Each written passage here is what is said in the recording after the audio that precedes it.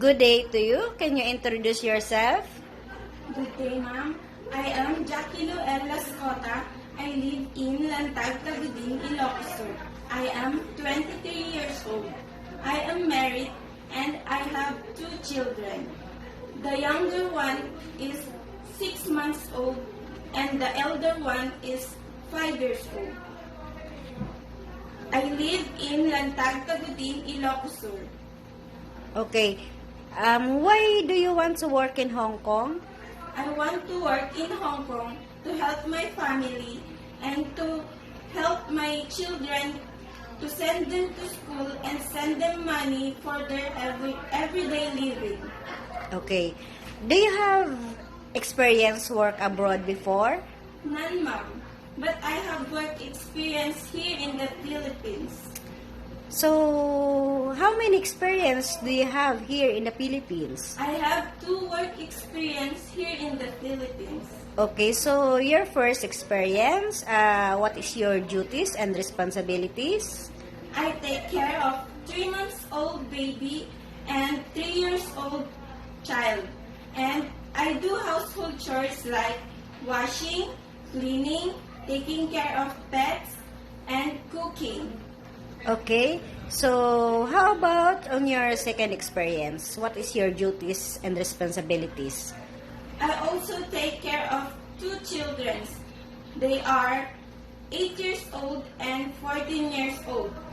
I also take care of an elderly person. He is 68 years old. Okay, so how about your relationship to your employers on your first experience? How about your relationship? They are very good to me, ma'am.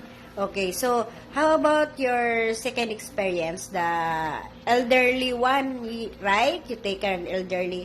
So how about that? I always take care of him and he loves me because I love him also. Okay, so do you have did you have an experience to take care a disabled person, bedridden? None, ma'am.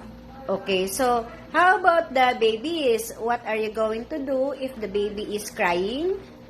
I will check his or her diaper if it is wet or with poops. Okay, so how about if the baby is hungry? What will you do? I will feed the baby well and in time. Okay, so you're going to wash the things, right, before you feed the baby? Yes, ma'am. With the hot water?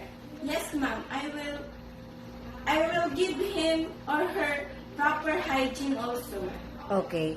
So, how about if your employer requests that the baby you're going to take a bath?